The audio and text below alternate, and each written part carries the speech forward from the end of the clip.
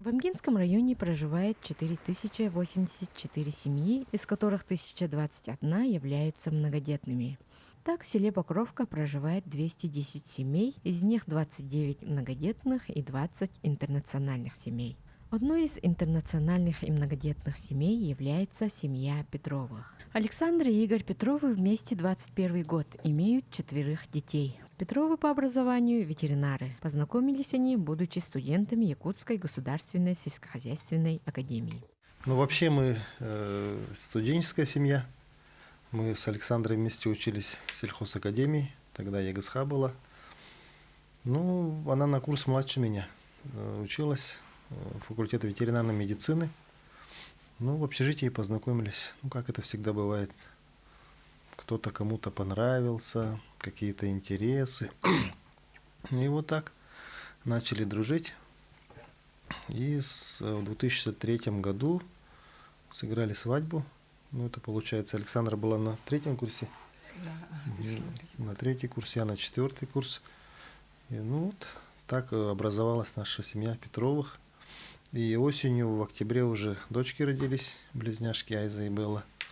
Ну, тоже, получается, студенческие дети. Жили в общежитии, ну, прошли эту всю школу, так скажем, студенческой жизни. Общежитие, учеба, зачеты, экзамены. Ну, в принципе, были общие интересы, учились на одном факультете. Ну и вот такая наша семья, студенческая, можно сказать. Ну вот уже получается 21 год уже нашей семье, 4 детей. Вот Айза, Белла, они сейчас студенты 3-го курса медицинского института ЦФУ. А Элита 8 класс учится. 7 класс, все тороплю события. Ага, Амгинский лицей. И Даниил 3 класс, тоже Амгинский лицей. Ну, учатся хорошо. Дети, в принципе, это нас радует своей учебой, своей активностью. Тоже любят спорт, как и папа. Семья Петровых – семья интернациональная. Александра Николаевна якутка, родом с Чужапчинского улуса, а Игорь Петрович – русский, коренной покровчанин. Я родом с Черепчинского района, село Дерин. Училась и выросла там.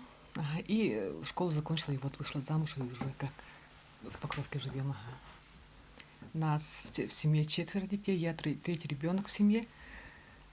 И Игорь тоже, да, 4? У нас тоже 4. Он 2-й ребенок в семье. Так что... Тоже из многодетных семей. Я сам покровчанин, вот в Покровке родился. Александра, как сказала, уже с Чурапчинская девушка. Ну, знали уже с моей стороны и с его стороны, что русский парень, якутка, типа вот так. Ольга, такого никого и не удивило, да? Ага. Так и как будто должно быть. Ну, как по ходу вещей. Поехал, познакомился. Как сейчас помню этот день. Вот, Дерин поехал, тогда был апрель. Было слякотно, но мама, вот теща моя, Алена Семеновна, очень хорошо нас встретила. Ну, мне все понравилось. Хорошая семья, такая, ну, основательная семья. Все воспитанные, все с образованием. Ну, как бы это... Ничего такого сверхъестественного в этом не было для меня. Тем более в Покровке я тоже вырос, у нас и русские, якуты, ну и другие национальности. Поэтому... Тем более мы амгинцы, как нас все воспринимают, Баганайдар. Поэтому ничего такого. Даже было очень интересно, наоборот, вот влиться в эту историю, культуру. Тем более Дерин такой известный наслед в республике. Мне очень было интересно на самом-то деле, в принципе, вот. А дети тоже, ну как бы мы их растим всегда, чтобы они ко всем относились хорошо, как бы во всех отношениях вели себя достойно. Все мы люди, как бы, и разделять по национальностям, по религиям, то есть мы никогда это, наоборот, всех нужно уважать, ко всем нужно относиться вот с должным уважением, как бы. Семью Петровых знают как семью с очень активной жизненной позицией.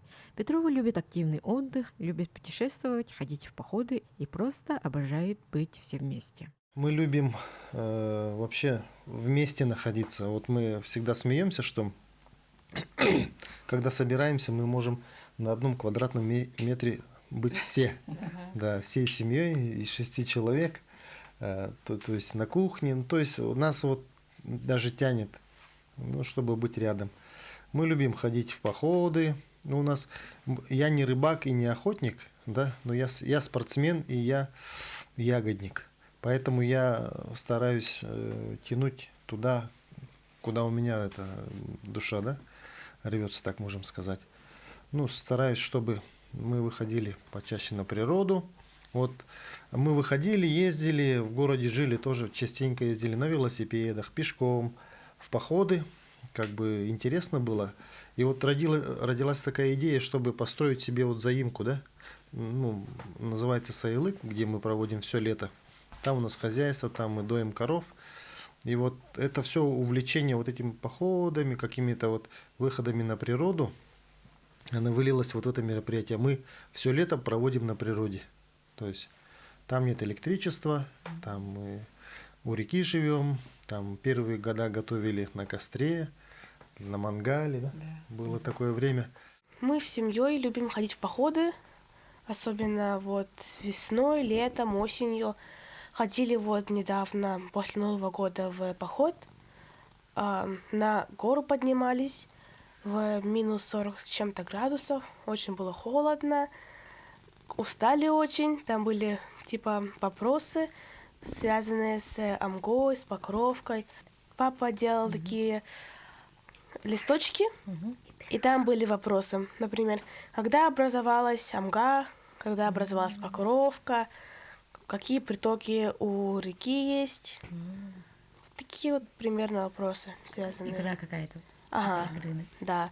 И вот у кого больше вопросов, потом мы поехали в магазин и купили сладости.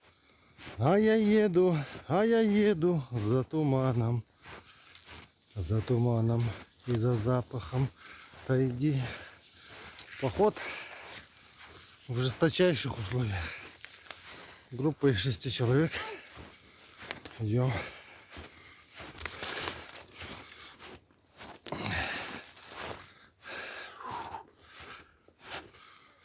Вот.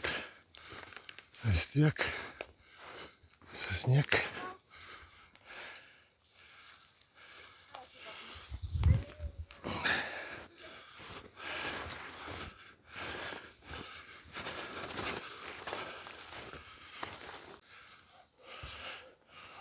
Куда идем?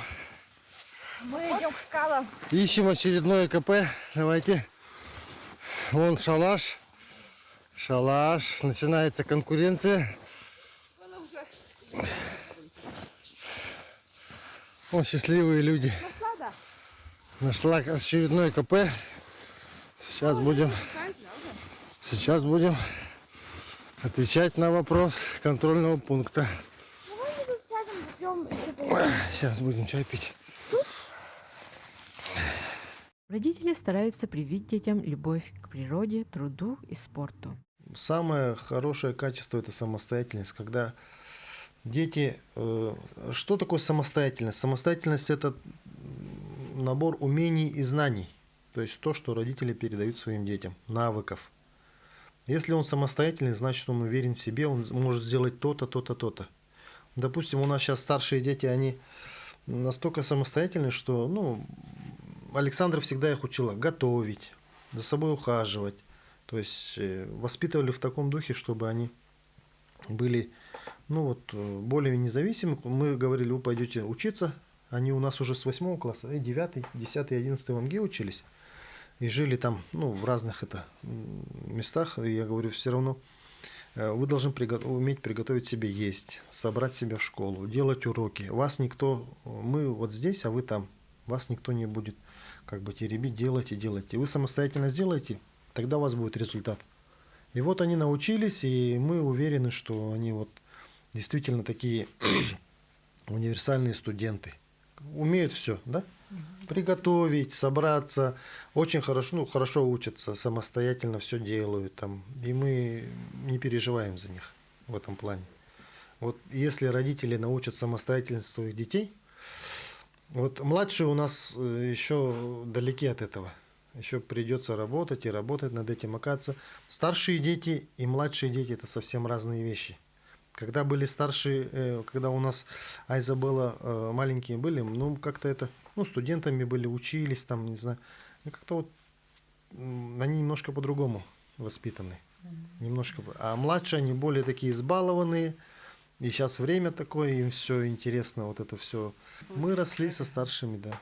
Мне было Тебе было 20? 20, а ей 19 лет. В принципе, зато мы понимаем, чем они сейчас живут, мы разговариваем на их сленге, мы их полностью понимаем, в принципе. Вот Александра с детьми более близка, чем я, ну, потому что мать, как бы, ну, все равно расти с детьми – это очень хорошо. А когда вот младшие, да, появились, там уже и ответственность как будто бы другая, как будто бы больше переживаний. За младшего совсем вроде 4-й ребенок, сын. Хотелось бы, чтобы он там умел то, что умеешь ты, но с другой стороны жалеешь тоже, что ли, больше. Ну, надеемся, что надо себя переломить вот, в воспитании с младшим поколением. Тогда будет, я думаю, нормально. Ну, я думаю, что все равно на собственном примере это положительно будет. Они смотрят, вот стараюсь их с собой брать, чтобы они посмотрели, как мы работаем, откуда все это происходит, откуда деньги в доме, как это делается. Я думаю, что это все равно до них должно дойти. Ну, вот посредством вот наглядного примера. Вот как мать ведет себя, да? Как ухаживает за домом, как готовит, как вообще вот все это, весь быт содержит. Поэтому я думаю, на этом примере все равно они подтянутся. Ну, я занимаюсь спортом, лыжами, волейболом.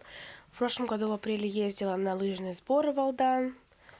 А вот с этого года, ну, с 23 сентября в октябре начала на волейбол ходить, в спортивную детскую юношескую школу. Также я люблю творчество, я люблю рисовать, алмазные мозаики люблю делать. Ну, учусь я хорошо довольно. У меня вот троек в четвертях нету совсем. Да, с 1 вот по 7 класс ни одной тройки не было. Так, еще отличницы бываю иногда. Но вот подводят меня якутский и русский. Ну вот летом на Сайлыке я коров доила, когда я была. Еще я коров гоняла на поле, чтобы они паслись. Также потом вечером пригоняли их, ну, на дойку. Также телят мы загоняли в загон перед дойкой. А огород поливаем также. Чему вот учат тебя родители? Ну, самостоятельности, чтобы я все умела делать, чтобы вот не нуждаться слишком в помощи, сама все делаю, чтобы в будущем все я смогла сама сделать вдали, если вот уеду учиться далеко, чтобы я все могла делать сама, в принципе. С папой на лыжах катались вместе, он учил меня коньковому ходу, а также еще классическому ходу учил. Мы ходили вместе кататься на лыжах, также на велике мы катались вместе. Мне 9 лет, 25 апреля будет 10. И занимаюсь волейболом. Учеба такая, подводит русский язык, тройка. Хобби мое, я люблю собирать лего. Всякие механизмы, постройки. Недавно, где-то в ноябре, я собрал огромный эскалатор из Лего Техник. По дому полы пылесосю, дрова складываю и папе помогаю на выходных. Летом пасу коров, еще что. Сено подлаживаю, поливаю цветы. Папа такой добрый, не стесняется ничего. Ну, такой общительный. У него знакомые по всему миру, мне кажется. Мама вот такая стеснительная, добрая, рукодельница. Каждый год шьет игрушки из этой пряжи. Семья переезжала жить в город Якутск несколько раз, но сельская жизнь Петровым нравится больше. Да, Мы после студенчества жили в городе, потом приехали сюда. Я работал в администрации, Потом опять в город уехали. Я стал военнослужащим, да, по контракту 5 лет отработал. И вот мы в 18 году переехали обратно в Покровку. Ну, тогда у нас уже дом был, хозяйство кое-какое было, ага, сохранили нам хозяйство. Большое спасибо за это. И вот с этого момента мы уже развиваем свое хозяйство крестьянско-фермерское. Мы его назвали «Кормилец», потому что мы реализуем свою продукцию населению, как бы кормим настоящим фермерским таким продуктом. Ну, в принципе, город, вот для меня он не подходит. Ну, он инициатором был переехать обратно. Конечно, мы не хотели переехать. Он захотел именно вот заниматься сельским хозяйством, что вот так свободно сам на себя работать как бы. Поэтому куда папа, туда и мы. Да, на себя работать оно всегда как бы и интереснее, и ответственнее, и вообще, когда получаешь результат от этого, очень приятно.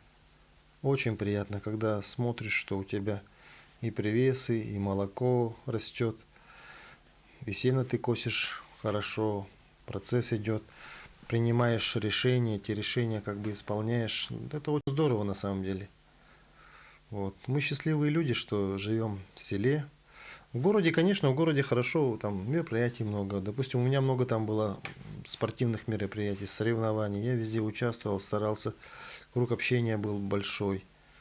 Дети, школа, детский сад, все было, в принципе, это устроено.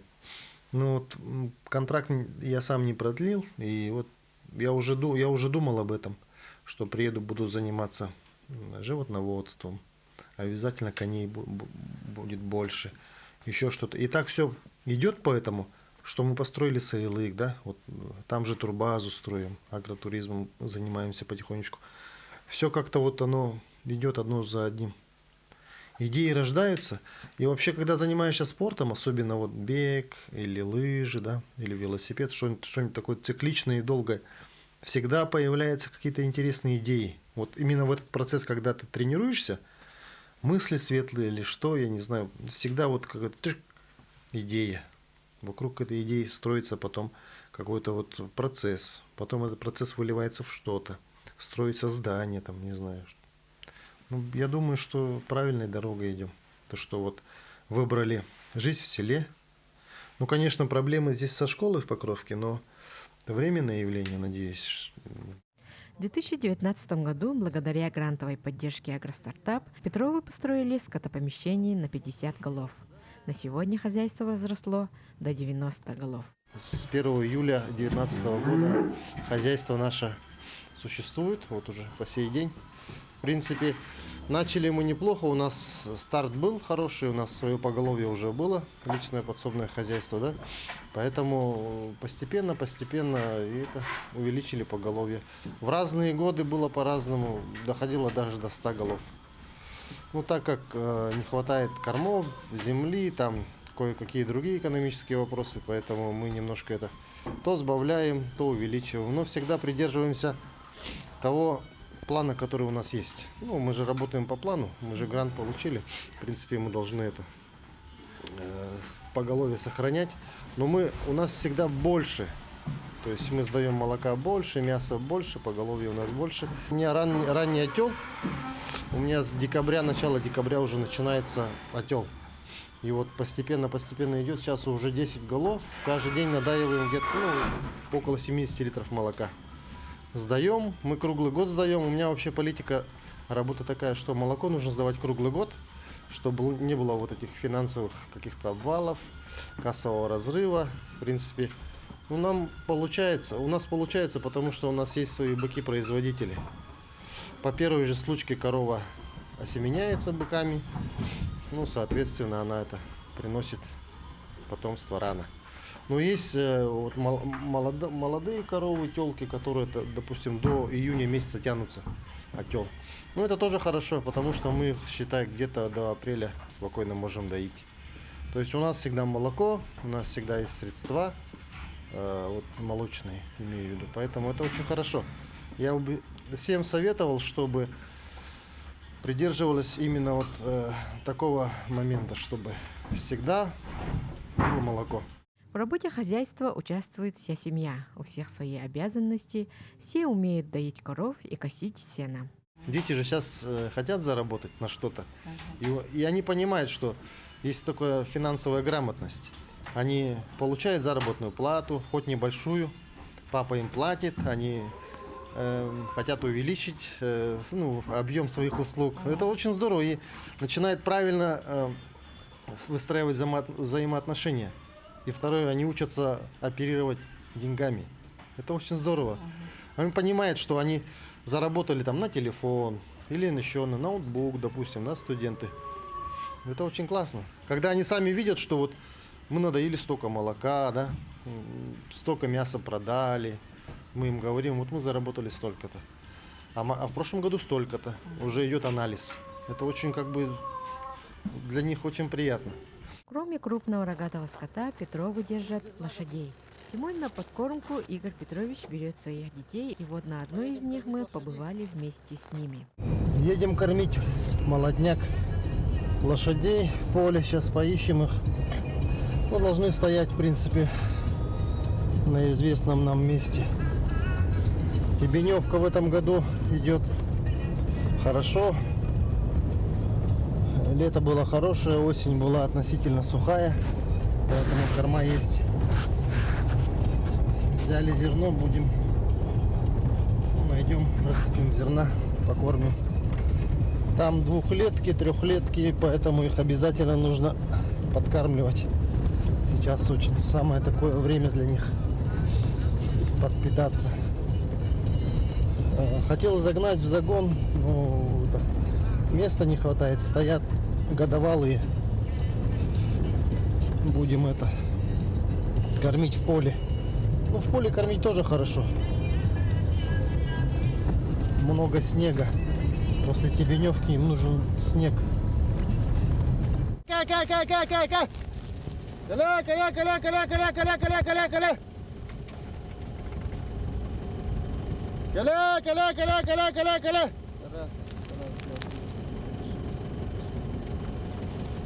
Ну, всю зиму практически подкармливаю. Сейчас даем овес. Хотел домой пригнать, но здесь буду кормить. В принципе, состояние нормальное. Вот детям показываю, чтобы видели, как процесс идет, как выращиваем лошадей. Рассказываю про уникальность якутской породы лошадей. Действительно, такие минуса, такую жару переносят спокойно, кормятся.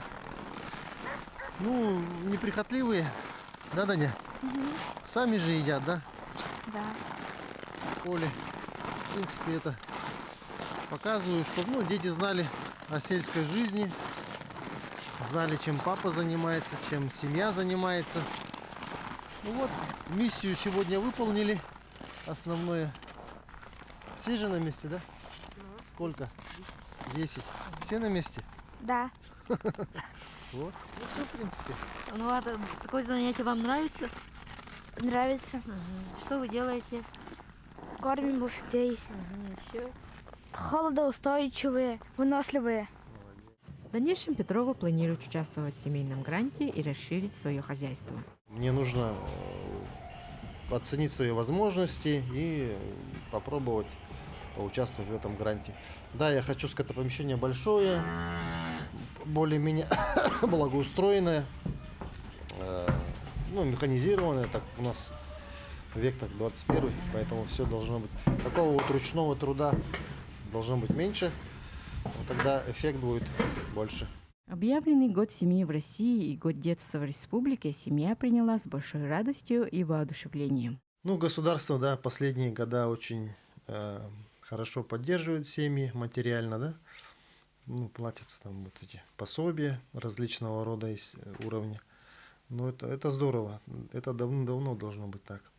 Но это очень здорово, когда государство обращает внимание на семьи и на детей в частности. Потому что, действительно, хотелось бы, чтобы помощь была тем, кому надо. На самом деле.